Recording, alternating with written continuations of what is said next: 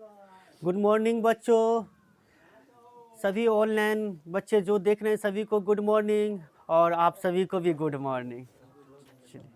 चलिए बच्चों, हम लोग आज क्लास 10th का आज हम लोग फाइनली क्या करेंगे तो प्रश्नावली पर चले जाएंगे, एक्सरसाइज पर आ जाएंगे। जो भी बच्चे और 10वीं का एग्ज़ाम आप यदि 24 में देने वाले हैं तो अभी भी मेरे पास या आप लोगों के पास लगभग 1 महीना है। 1 महीना मेरे वीडियो से देख करके जितने भी चैप्टर या जो मैट्रिक परीक्षा हम 25 में देने वाले हैं उस सब के लिए बता रहे हैं। आप लोगों के लिए भी बहुत ही यूजफुल वीडियो होगा और बहुत ही ज्ञानवर्धक होगा कि नहीं? क्या ये कि आप लोग तो 25 में दोगे एग्जाम? आतिफ, आप लोग कब दोगे? 25 में। लेकिन क्या 24 वाले बच्चे के लिए इम्पोर्टेंट नहीं है ये वीडियो? सब बहुत इम्पोर्टेंट है। यदि आप देख लेते हैं, हम जितने 4 या 10 दिन अभी हम वास्तविक संख्या में रहने वाले हैं, वास्तविक संख्या का झोल हम ख़त्म कर देंगे और निश्चित आप वास्तविक संख्या के प्रत्येक क्वेश्चन को ज़रूर कर लेंगे। तो आइए आज फाइनली हम लोग यूक्लिड विभाजन एल्गोरिदम को समझेंगे, ठीक है? तो लास्ट क्लास हम लोग क्या पढ़ चुके हैं, एक बार रिमाइंड कर लेते हैं। लास्ट क्लास क्या पढ़े थे? पूर्णांक के बारे में पढ़े थे। और पूर्णांक एक चीज़ मेरे हिसाब से छूट रही है जो आप लोगों को नहीं बताया हूँ, तो मैं चाहता हूँ इसको भी कवर कर ले 2 मिनट में। इसके बाद हम लोग चैप्टर पे और कंसेप्ट को जान ले। एक आप लोग क्लास क्या है? 10th वाले हैं। और मैट्रिक कब करोगे? 25। मैट्रिक 25 में दोगे, ठीक है? हम 24 लिख रहे हैं, 24 वाला को लिखते रहते हैं ना। और 25 और 24, जब तक 24 वाला का एग्ज़ाम नहीं हुआ है तब तक इन लोगों के लिए भी ये सारे वीडियो हम जो भी बना रहे हैं बच्चों, आप यदि देख रहे हैं हमारे वीडियो को तो आपके लिए भी बहुत इम्पोर्टेंट है। चलिए स्टार्ट किया जाए। एक चीज़ मेरे हिसाब से क्या छूट रहा है, ध्यान देना है। एक टॉपिक यहाँ से भी बहुत सारे क्वेश्चन ऑब्जेक्टिव में बनते हैं बच्चों। आप भाज्य समझ गए, अभाज्य संख्या समझ गए, परि में और पर में समझ गए, और क्या समझ गए? पूर्णांक समझ गए। एक टॉपिक हमारे हिसाब से छूट रहा था, हम सोचे इनको भी बता ही देते हैं। एक है अभाज्य संख्या। अभाज्य संख्या केवल अभाज्य नहीं है, अभाज्य है। इसको अंग्रेजी में अभाज्य रहता तो को केवल प्राइम नंबर, या ये अभाज्य संख्या तो ये हो जाएगा को प्राइम नंबर। चलिए इनको भी यहाँ से भी क्वेश्चन धड़ल्ले से पूछता है, तो इनको भी हम लोग जान लेते हैं। भाई क्यों छूटे एक भी टॉपिक, जब इतने समय देवे किए हैं तो क्यों नहीं इनको भी जान ले। अभाज्य संख्या क्या होता है? अभाज्य संख्या क्या होता है? किसी को पता है अभाज्य संख्या क्या होता है? नाम सुने हो कभी अभाज्य संख्या? सुने हैं? को प्राइम नंबर, मतलब को, और अभाज्य संख्या तो अभी हम लोग पढ़े हाल ही फिलहाल में। इनके केवल क्या होते हैं? 2 गुणनखंड होते हैं। और 2 गुणनखंड कौन सब होते हैं? एक तो अपने होते हैं, एक तो वह अपने होते हैं, स्वयं यही हो गया, और एक होते हैं, एक होते हैं, ये चीज़ होता है। तो अभाज्य संख्या क्या होता है? ध्यान देंगे सभी स्टूडेंट। अभाज्य संख्या जिन दो संख्याओं का मौसा, जिन दो संख्याओं का मौसा एक हो जाए, जिन दो संख्याओं का मौसा एक हो जाए तो ये दोनों संख्या क्या कहलाएंगे? अभाज्य संख्या के युग्म कहलाएंगे। अभाज्य संख्या के युग्म यानी दो संख्या होगा, ए और बी होगा, है ना? दो संख्याएं क्या होगी? संख्याएं लिख देते हैं, संख्याएं ए और बी, है ना? संख्या ए और बी का मौसा को और क्या नाम से जाना जाता है अंग्रेजी में? एचसीएफ। जब हम ध्यान देंगे तो आप इनसे अभाज्य संख्या से जो भी ऑब्जेक्टिव क्वेश्चन पूछेगा 24 में, वो आपके लिए भी बहुत इंपॉर्टेंट होगा। तो संख्या ए और बी का मौसा यदि एक हो जाए, क्या याद रखना है? एक हो जाए, मौसा एक हो जाए, तो ये ए बी क्या कहलाएगा? अभाज्य संख्या के युग्म कहलाएंगे। अभाज्य संख्या के क्या कहलाएंगे? अब हो सकता है कि ए और बी कोई भी दो संख्या हो सकता है, यानी अभाज्य संख्या होने के लिए कोई एक गो संख्या अभाज्य संख्या हो सकती है? नहीं, जब भी 100 आभाज्य संख्या होगी तो 2 संख्या रहेगी। देखिए डिस्टर्ब हो गए, इतने देर से चाय दे नहीं पा रहे थे। सॉरी बच्चों, 1 मिनट वीडियो को पॉज कर लेंगे, हम चाय पी करके कंटिन्यू होते हैं। हटा दिए, चलिए देखिए इधर। तो हम लोग किस पर चर्चा कर रहे थे? 100 आभाज्य। रे जामी कहाँ यार, कंसंट्रेट तुम इधर देखो ना, किधर दिख रहा है? हाँ देखिए इधर, 100 आभाज्य संख्या हमेशा पेयर में होंगे बच्चों। 2 गो संख्या रहेंगे, 1 गो संख्या कोई 100 आभाज्य नहीं होगा, 2 गो होगा। और आपसे पूछ देगा निम्नलिखित में कौन 100 आभाज्य संख्या के युग्म है? निम्नलिखित में कौन 100 आभाज्य संख्या के युग्म है? अब एक क्वेश्चन मैं बना रहा हूँ यहाँ पे। हम क्या बोले कि 100 आभाज्य संख्या किसे कहते हैं? यदि 2 संख्या, जिन 2 संख्याओं का मौसा ए और बी हम मान लिए, तो इनका मौसा यदि 1 है तो ये ए और बी क्या कहलाएगा? 100 आभाज्य संख्या कहलाएगा। क्या कहलाएगा? 100 आभाज्य।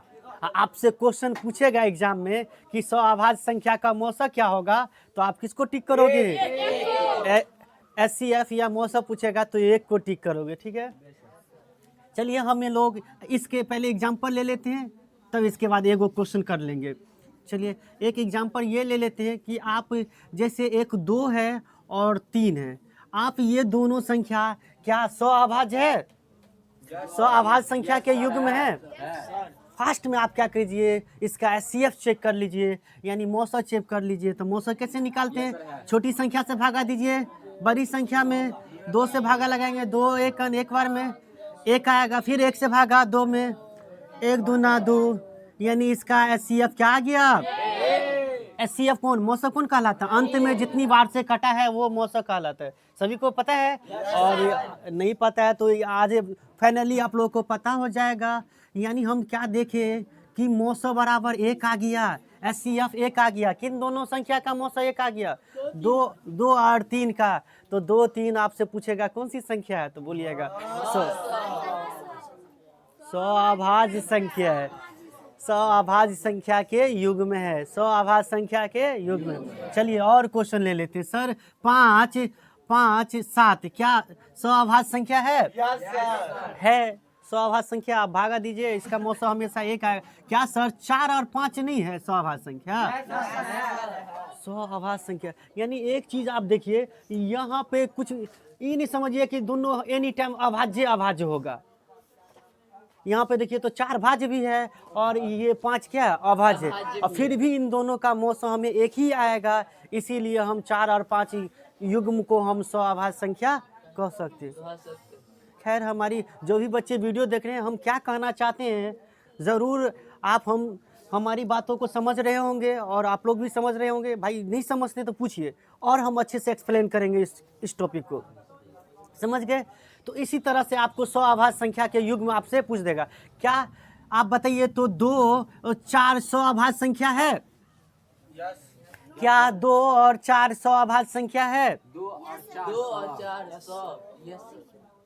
तो इसका आंसर होगा नहीं, 2 और 4 100 आभाज्य संख्या नहीं है, क्योंकि 2 और 4 का हम मौसा निकालने जाएंगे तो हमें मौसा 1 नहीं निकलेगा, 2 निकल जाएगा।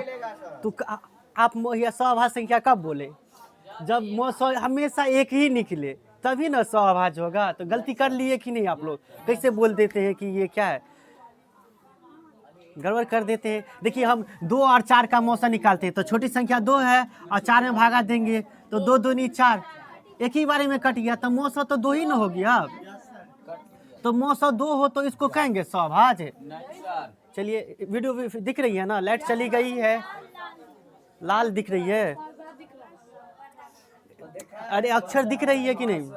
चलिए ठीक है, सभी बच्चे एडजस्ट कर लेंगे, बहुत जल्दी लाइट आ जाएगी तो हम लोग अच्छे से दिखेगा। तो उम्मीद करते हैं ये बात कि 2 और 4 भाज्य नहीं है, यानी 100 अभाज्य नहीं है, आप लोग समझ गए होंगे। इसी तरह से और कौन सा 100 अभाज्य नहीं हो सकते? जैसे 6 और 9, क्या 100 अभाज्य संख्या है? आप इन दोनों का आप अभाज्य संख्या मौसा निकालने चले जाएंगे तो आपको 903 आ जाएगा। और 903 आ गया, हम बोले 900 हमेशा याद रखिए 100 आभाज होगा तो हमेशा 900 क्या होगा, 1 होगा। तो 2 क्वेश्चन पूछता है यहाँ से, 2 क्वेश्चन पूछता है, ध्यान देंगे सभी स्टूडेंट, पीछे लाइन नहीं देख रहे हैं भाई, देखिए इश्तियाकुल। जो बच्चे आप चाहते हैं ना घर पे नहीं पढ़े, हम क्लास ही में जो पढ़े आपको याद रहे, तो आपको बच्चे क्लास में आपको कॉन्शियस होकर पढ़ने होंगे। आप मानते हैं कि नहीं क्लास की बात लंबे दिनों तक याद रह सकती है? सच बता रहा हूँ, आप क्लास में अगर ध्यान से पढ़िएगा ये बात आपको ऑब्जेक्टिव आएगा भी तो आप आराम से अच्छे से टिक कर लेंगे। लेकिन भले ही आप घर पे कितनों भी टिक कर लीजिए, आप वो जल्दी से भूलने के चांसेज है। हाँ, अगर वही चीज़ को आप बार बार देख रहे हैं तो नहीं भूलेंगे, लेकिन एक बार देख लिए हैं तो भूल सकते हैं। लेकिन वही चीज़ क्लास में अच्छे से देख लिए हैं तो कोई भूलने की आवश्यकता ही नहीं है। आराम से आप, हम बार बार 100 आभाज चर्चा कर लिया, इनका मौसम हमेशा 1 होता है। अब आपसे क्वेश्चन पूछेगा कि निम्नलिखित में 100 आभाज संख्याओं का मौसम होगा 1, 0, 2, 3, तो किस ऑप्शन के साथ जाएंगे? 1 के साथ जाएंगे। एक क्वेश्चन यहाँ से बन गया। दूसरा क्वेश्चन ये पूछ देगा कि निम्नलिखित में कौन 100 आभाज संख्या है। तो इस तरह से युग्म बने होंगे 100 आभाज संख्या। तो ऐसा होगा 2, 3 को ऑप्शन वाला जिसका मौसम या 1 नहीं आ रहा होगा, एक ऐसा संख्या होगा, एक ऑप्शन होगा जिसका मौसम 1 आ रहा होगा। या हो सकता है सभी ऑप्शन दे दे। तो समझ गए मौसम 100 आभाज संख्या, समझ गए? यानी सभी बोले हैं, 3 में से 3 को ऑप्शन ऐसा हो सबका मौसम आता हो, और चौथा ऑप्शन दे दे कि इनमें से सभी, तो इनमें सभी ऑप्शन को टिक करेंगे कि नहीं? समझ गए? तो हम लोग चैप्टर को फाइनली स्टार्ट कर दे। चलिए इसको मिटा दिया जाए। नोट भी करनी है या आप उम्मीद करते हैं नोट्स बना रहे हैं, आप केवल लिख देना हेडिंग 100 आभाज संख्या। जो बच्चे वीडियो देख रहे हैं अगर कॉपी बना रहे हैं तो लिखिए 100 आभाज संख्या, अंग्रेजी में लिख दीजिए को प्राइम नंबर। लिखिए, जिस, हल्ला नहीं कीजिए, जिन 2 संख्याओं का मौसम यदि एक हो तो ये दोनों संख्याएं 100 आभाज संख्या कहलाती है। ये दोनों संख्या या ये दोनों युग्म क्या कहलाते हैं? 100 आभाज संख्या कहलाते हैं। नोट में लिख लीजिए, यानी संख्याएं नोट में लिख लीजिए, नोट में कि संख्या ए और बी इस प्रकार, ए और बी हो तो ए बी का मौसम 1 हो तो ए और बी क्या कहलाएंगे? 100 आभाज संख्या के युग्म कहलाएंगे। 100 आभाज संख्या के क्या कहलाएंगे? युग्म। इसमें छोटी बड़ी नहीं पूछेगा, आपको पहचानने के लिए पूछेगा कि निम्नलिखित में कौन 100 आभाज संख्या है या नहीं है।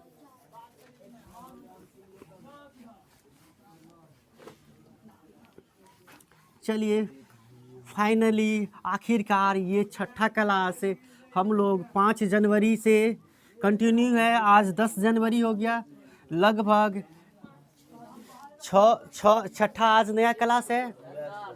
आप लोग मैट्रिक परीक्षा 2000 आगे में रह के नहीं बात कीजिए, कोऑपरेट नहीं कर रहे हैं भाई, वीडियो बना रहे हैं। कोई बच्चे क्यों वीडियो देखेंगे? अच्छे वीडियो बनेंगे तब ना। कोऑपरेट कीजिए, थोड़ा सा सपोर्ट कीजिए। आप ही लोग नहीं करेंगे तो भाई वीडियो देखने वाले कौन करेंगे बताइए? आप ही लोगों को करनी चाहिए कि नहीं बोले ताकि वीडियो में आवाज़ कम आए। तो अपने लोग को 2 चीज़ अभी जान लेनी है, इसके बाद हम लोग टॉपिक पे आते हैं। ध्यान देंगे एक बच्चों, ध्यान देंगे सभी आदमी। आप लोग क्या पढ़े हो? धनात्मक पूर्णांक पढ़े हो? धनात्मक, यस सर। धनात्मक पूर्णांक पढ़े हो? अरे प्लस वाला धनात्मक पूर्णांक कहलाता है। तो यानी धनात्मक पूर्णांक अपने लोग केवल 1 से लेकर के 6 ही तक पढ़े है ना। 1, 2, 3, 4, 5, 6 ही होता है क्या? इनसे आगे नहीं होता है? हम लोग बड़ी धनात्मक पूर्णांक के बारे में तुलना करेंगे, ठीक है? बड़ी पूर्णांक यानी 100 से अधिक या 50, 60 इतना बड़ा संख्या होगा, इस धनात्मक पूर्णांकों के बारे में चर्चा करेंगे। तो 2 धनात्मक पूर्णांकों को फाइनली हम लोग इसमें जो है ना वास्तविक संख्या पढ़ रहे हो। क्या पढ़ रहे हो?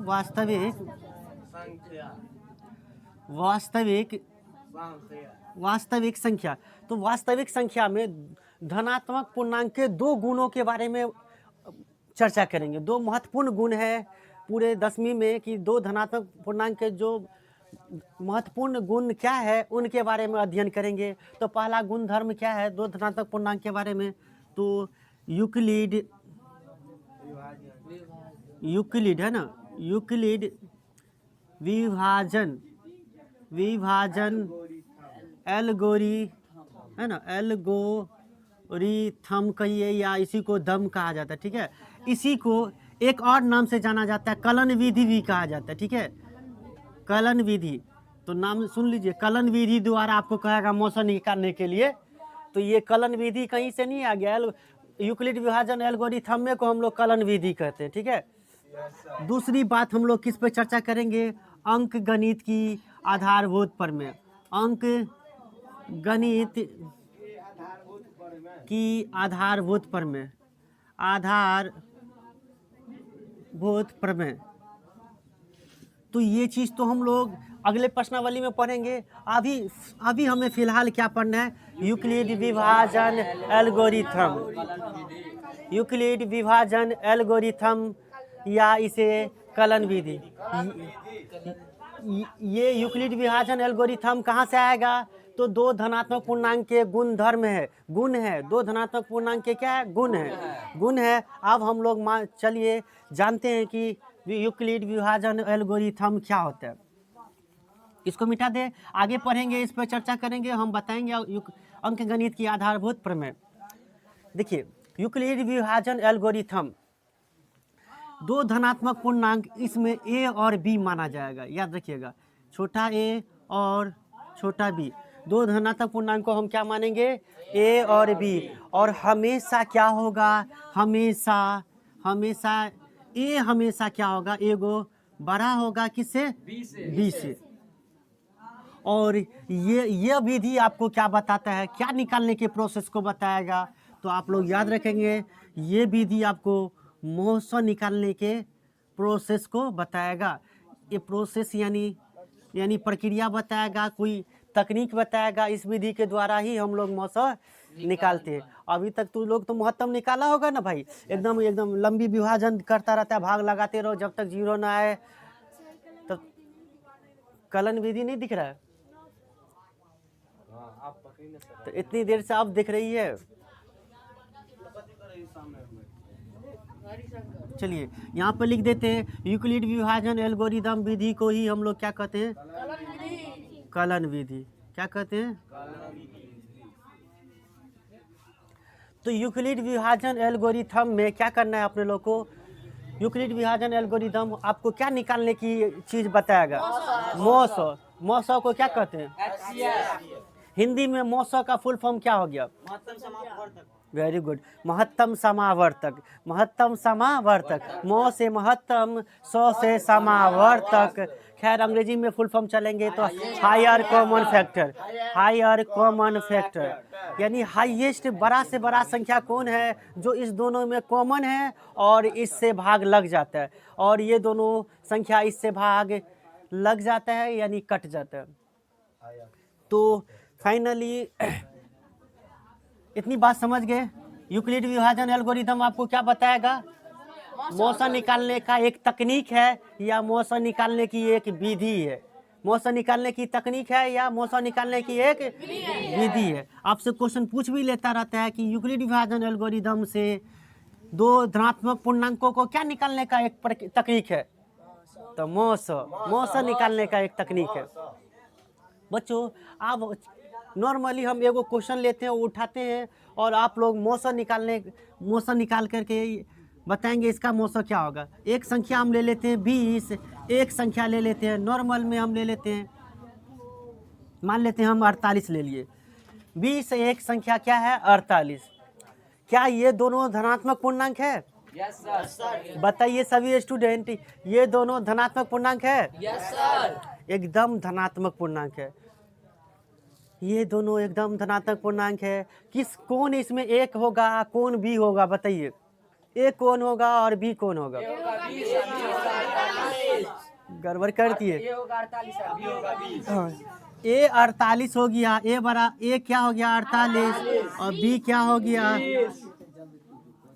यानी यूक्लिड ने क्या किया, यूक्लिड एक व्यक्ति का नाम है, गणितज्ञ का नाम है, यही एचसीएफ निकालने का प्रोसेस बताया।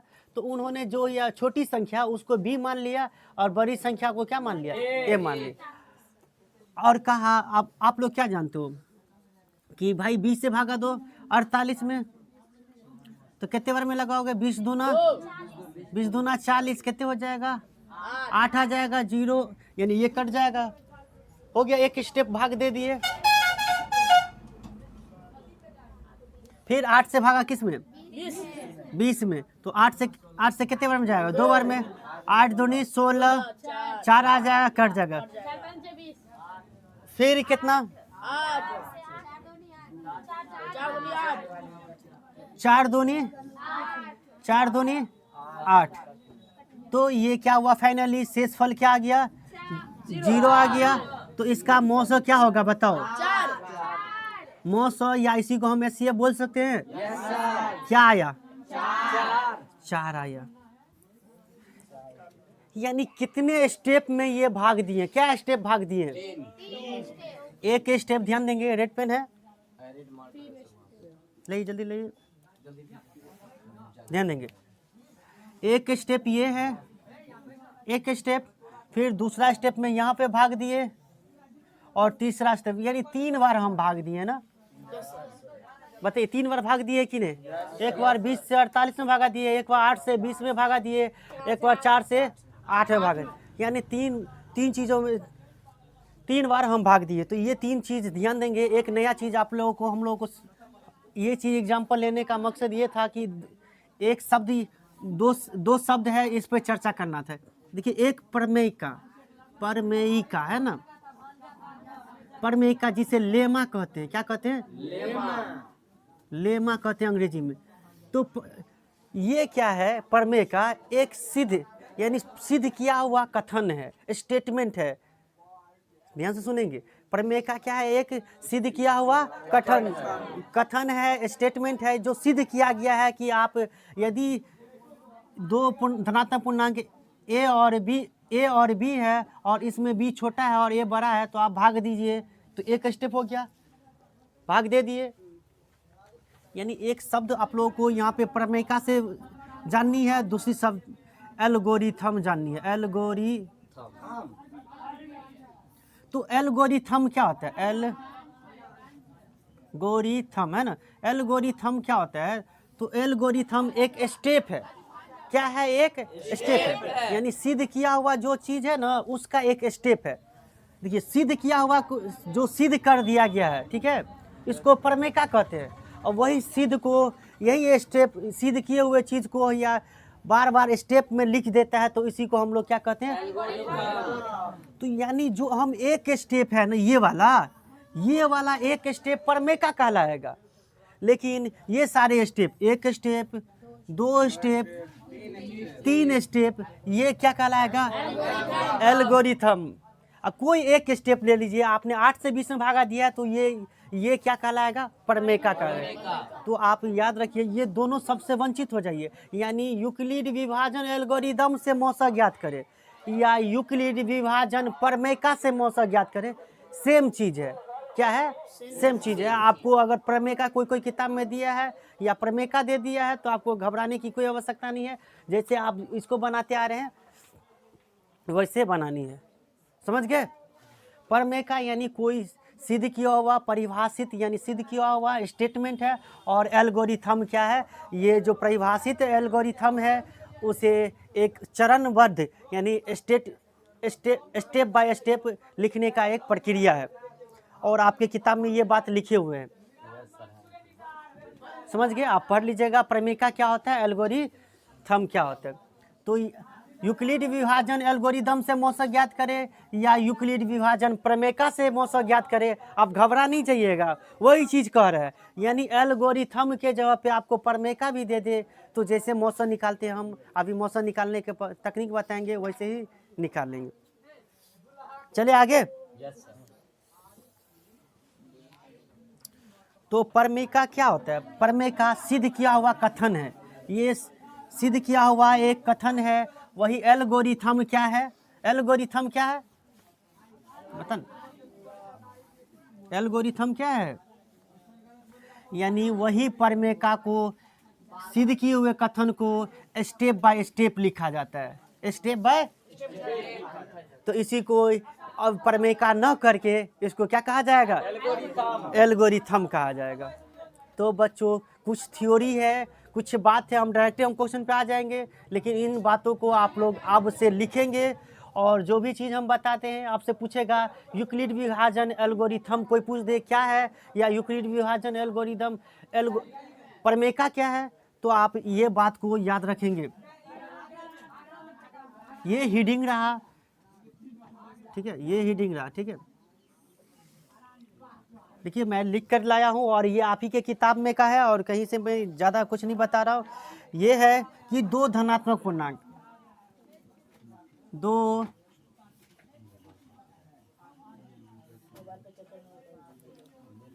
धनात्मक पूर्णांक ए और बी, ए और आप किताब में देखेंगे तो किताब में आपको मिल जाएंगे। एनसीईआरटी बुक निकाले हैं? लाइए दिखा देते हैं। जो बच्चे वीडियो देख रहे हैं, आप ये गणित अगर एनसीईआरटी बुक है तो आप 10वीं का वो निकाल करके बैठ जाइए और साथ में कॉपी कलम लेकर के। और ये गणित की सच बता रहा हूँ आपके लिए, मैं बहुत ही ये गणित की तैयारी को पूरे 100% की तैयारी को हम कंप्लीट करवाने वाले हैं। आप मुझ पर विश्वास कीजिए, रेगुलर वीडियो देखिए, आंधी आए तूफान आए एकदम वीडियो रेगुलर डलती रहेगी। तो यहाँ पे प्रमेय 1.1 देख रहे हैं तो वहाँ से हम ये टॉपिक लिखा रहे हैं, ठीक है, क्योंकि इसी से ऑब्जेक्टिव क्वेश्चन पूछेंगे। दो धनात्मक पूर्णांक ए और बी जहाँ क्या हो, ए बड़ा हो बी से, समझ रहा है, ए क्या हो बी से बड़ा हो, दिए रहने पर, क्या हाँ, दिए रहने पर क्या होगा, ऐसी अद्वितीय। खैर ये बात थोड़ी सी है, जान लीजिए, इनको हम एक्सप्लेन कर देते। अद्वितीय पूर्ण संख्याएं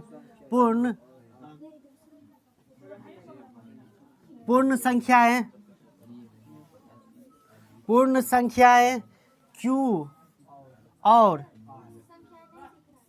पूर्ण संख्या नहीं दिख रहा है, और ये दिख रहा है, ये अच्छा ठीक है, रुक जाइए, सही कर लेते हैं।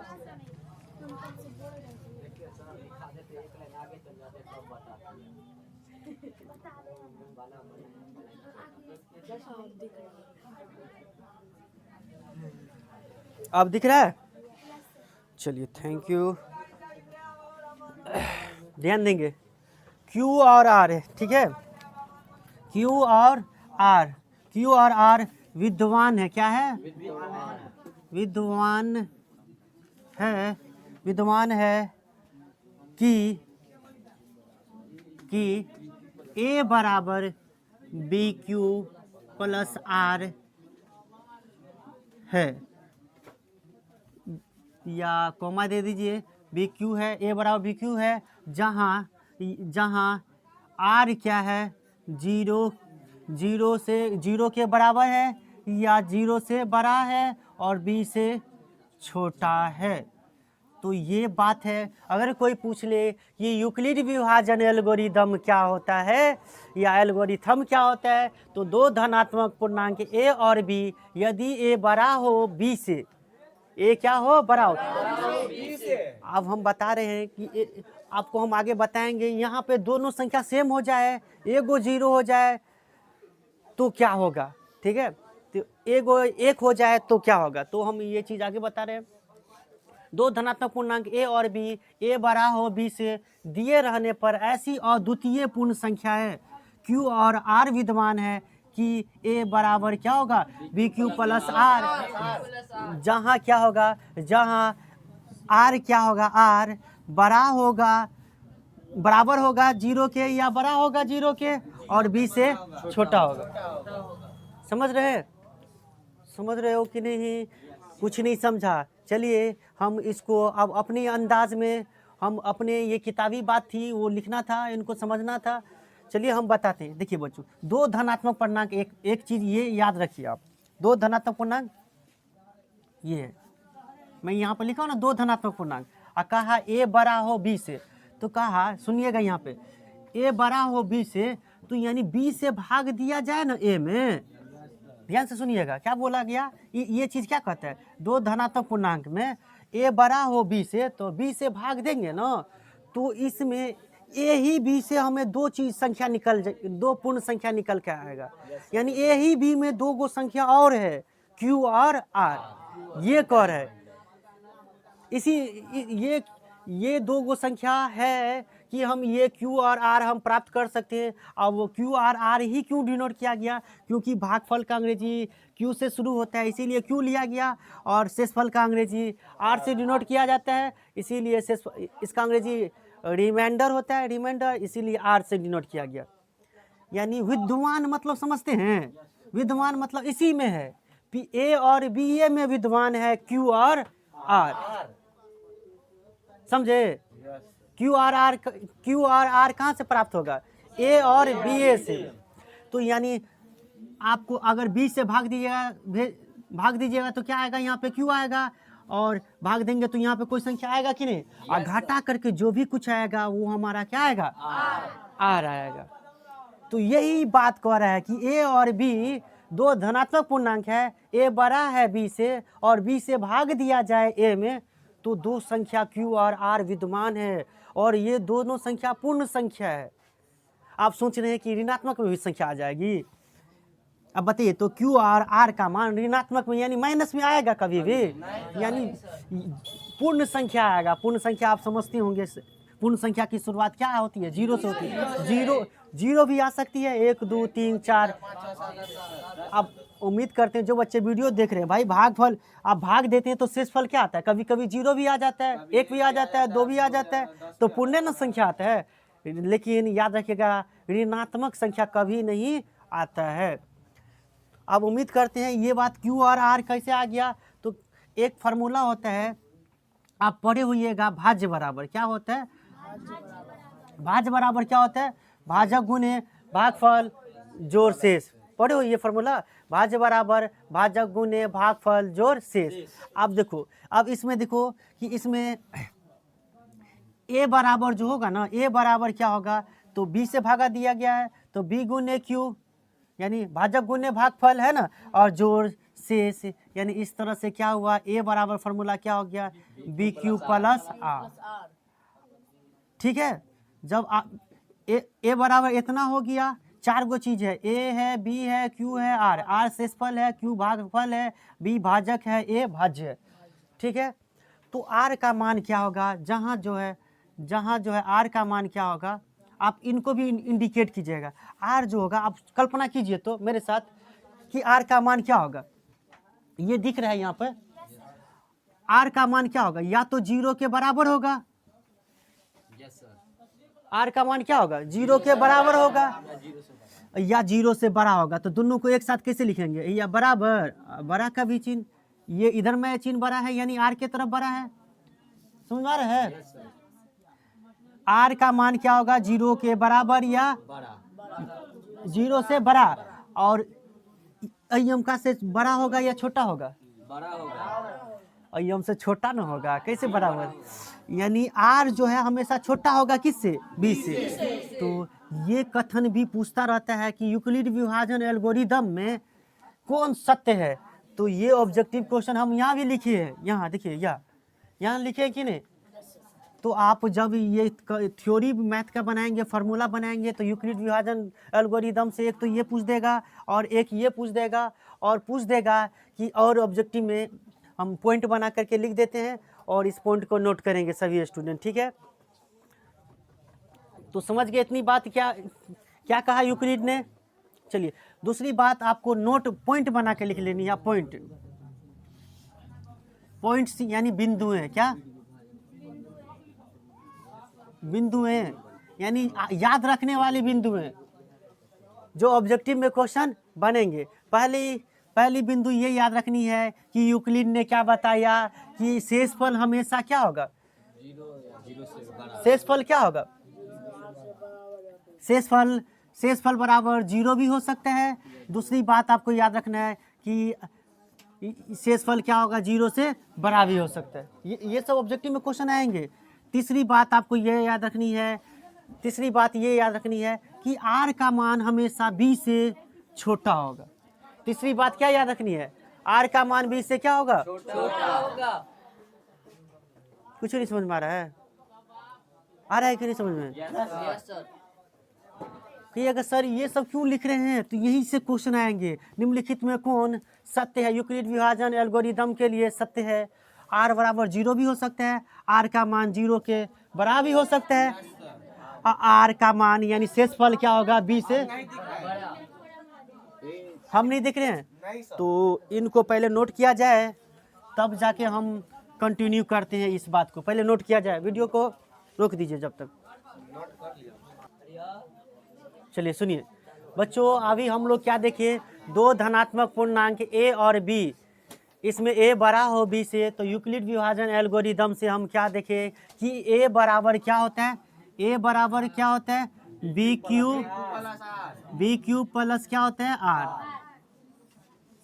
और इसी में r का मान जो है ना, r हमेशा 0 के, इधर लिखना है, बीच में लिखना है r को, 0 के बराबर होता है या 0 से बड़ा होता है, और हमेशा भाजक b से क्या होता है, छोटा है। यदि आप जहाँ भी लिखना चाहते हैं तो इनको भी लिख लीजिए कि ए बी सी क्या होता है। a होता है भाज्य कहलाता है, b क्या कहलाता है, तो भाजक कहलाता है। कोई पूछ दे कि a क्या कहलाएगा आपसे, तो क्या कहिएगा, भाज्य। जिससे b से भाजक कहलाएगा, और q जो भाग जितना बार में दे रहे हैं वो क्या कहलाया, भागफल कहलाया, और r क्या कहलाया, शेषफल। तो मेरे हिसाब से इनको भी आप लोग r नोट कर लीजिए इनके नीचे में, जहाँ देख करके, जहाँ ये चीज़ जहाँ पर लिखे है ना, वहाँ पे ये चीज़ लिख लीजिए।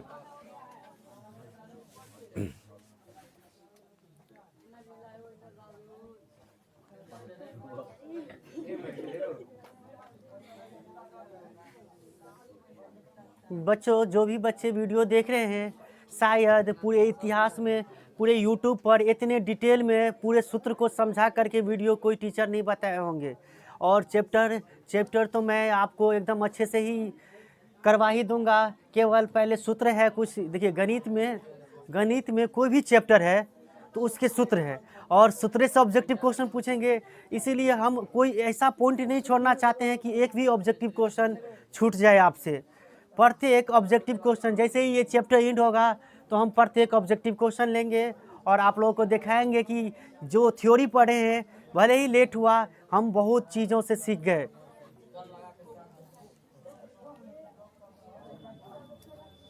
बिठा दे।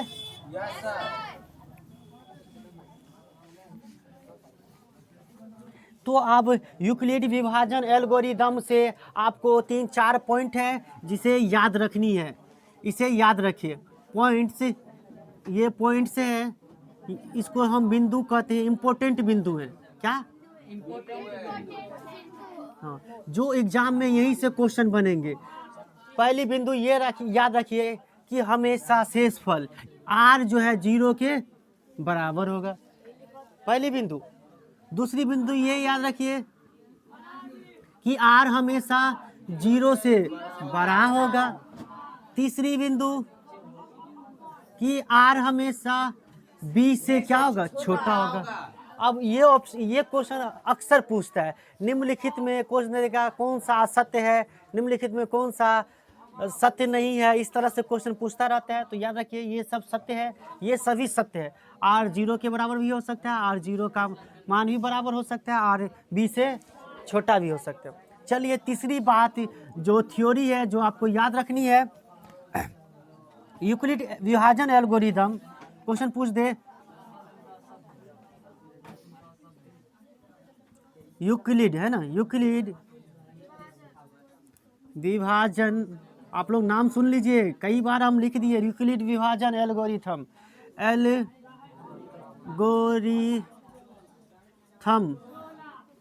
इसको कभी कभी एल्गोरिदम भी कहा जाता है, क्योंकि थ का अंग्रेजी ts से द भी होता है, थ दोनों होता है, इसीलिए यूक्लिड विभाजन एल्गोरिथम है ना।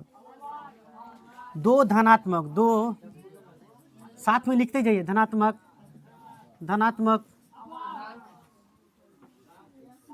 दो धनात्मक पूर्णांकों, है ना, का HCF, जिसे मौसा कहा जाता है, ज्ञात करने का तकनीक है। ज्ञात करने का तकनीक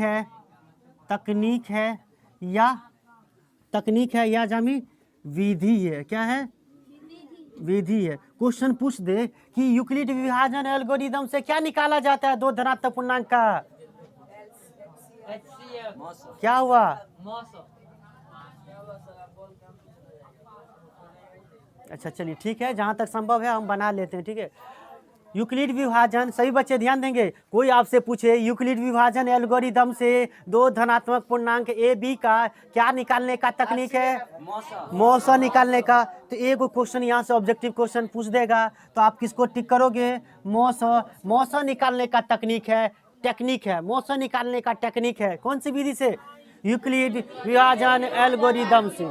तो इनको याद रखेंगे और साथ साथ में ये 3 पॉइंट भी याद रखेंगे कि R 0 के बराबर होता है, R 0 से बड़ा होता है, R B से छोटा होता है। चलिए चौथी पॉइंट आप लोगों को क्या याद रखनी है? चौथी क्या? पांचवी पॉइंट मेरे हिसाब से आप लोगों के लिए ये बहुत ही इंपॉर्टेंट है। दो धनात्मक पूर्णांक, है ना, दो धनात्मक पूर्णांकों,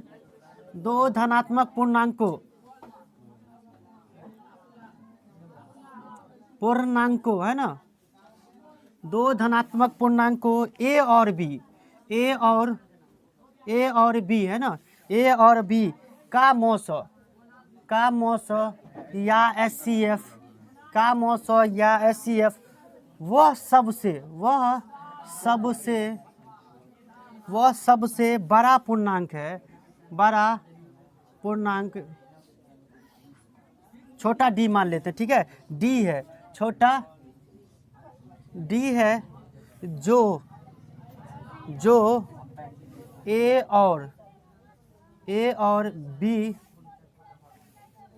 और B दोनों से पूर्णतः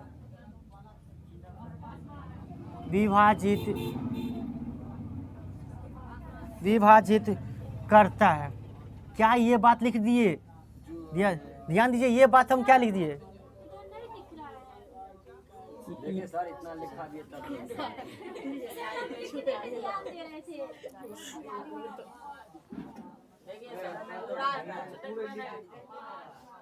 हम लोग लिखने पे ध्यान दे रहे थे, नहीं रे। अच्छा ठीक है, अब दिख रहा है ना? ध्यान देंगे, पहले समझ लेंगे इस बात को। ये बिंदु अगर पूछ दे कि खैर ये समझने के लिए ध्यान दीजिए, दो धनात्मक पूर्णांक ए और बी का HCF वह सबसे बड़ा पूर्णांक है। सुनो, ए और बी, दो धनात्मक पूर्णांक ए और बी का HCF वह सबसे बड़ा पूर्णांक है, जो सबसे बड़ा पूर्णांक को हम क्या मान लिए? D है, जो ये पूर्णतः, यानी ये दोनों संख्या ए और बी पूर्णतः क्या हो जाता है? इससे विभाजित हो रहा होता है। यानी मान लीजिए इन दोनों का मौसा आपको मान लीजिए 20 निकला, तो निश्चित है 20 से ये दोनों संख्या कटेगा। यानी जो भी मौसा निकलेगा ना, जो भी मौसा ए बी का निकलेगा, उस संख्या से क्या होगा? वो कट रहा होगा। अब इससे बड़ा संख्या नहीं हो सकता है जो इससे कटे।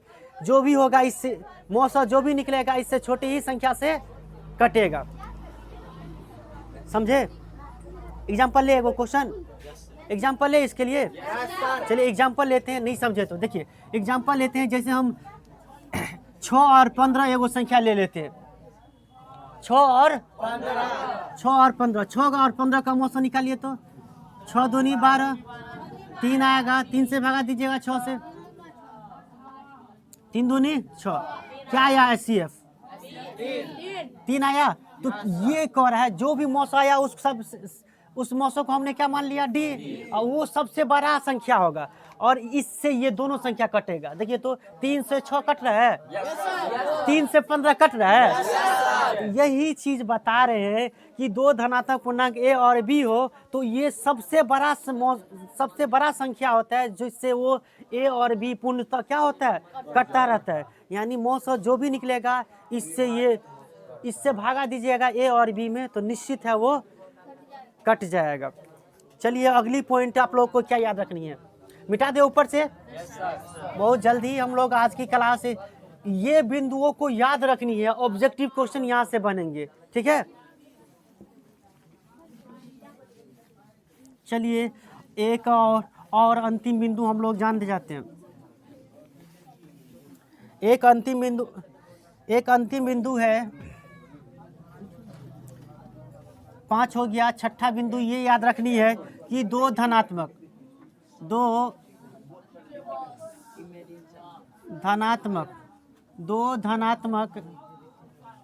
पूर्णांक है ना, दो धनात्मक पूर्णांक ए और बी के मौस है ना, मौस या एचसीएफ को है ना, या एचसीएफ को मौसही को क्या कहते हैं, एचसीएफ को संकेत में है ना, संकेत एचसीएफ ए कॉमा बी से व्यक्त करते हैं, है ना। दो धनात्मक पूर्णांक ए और बी के मौस एचसीएफ ए और बी नहीं दिख रहा है, यहाँ पर लिखिए एचसीएफ ए और बी से व्यक्त करते हैं, ये याद रखेंगे, व्यक्त करते हैं। यानी आप कहीं पर देख रहे हैं एचसीएफ ए और बी, तो यानी आपको कह रहा है दो धनात्मक पूर्णांकों का एचसीएफ, समझ रहे हो। यानी ये याद रखिए, दो धनात्मक पूर्णांक ए और बी के मौसम को संकेत में हम कैसे लिख देंगे, एचसीएफ ए बी, यानी एचसीएफ और डॉट में ए बी लिखल है, यानी ए बी दो धनात्मक पूर्णांक है, इसका एचसीएफ हमको कह रहा है ज्ञात करने के लिए, ठीक है। चलिए आज के लिए इतना ही, और कल आएंगे तो हम लोग कल से क्वेश्चन करेंगे, और उम्मीद करते हैं सभी बच्चे इस जितनी भी चीज़ें बताए हैं इस पॉइंट को याद रखिए, आपके ऑब्जेक्टिव और सब्जेक्टिव पूरे कंप्लीट हो जाएंगे। चलिए वीडियो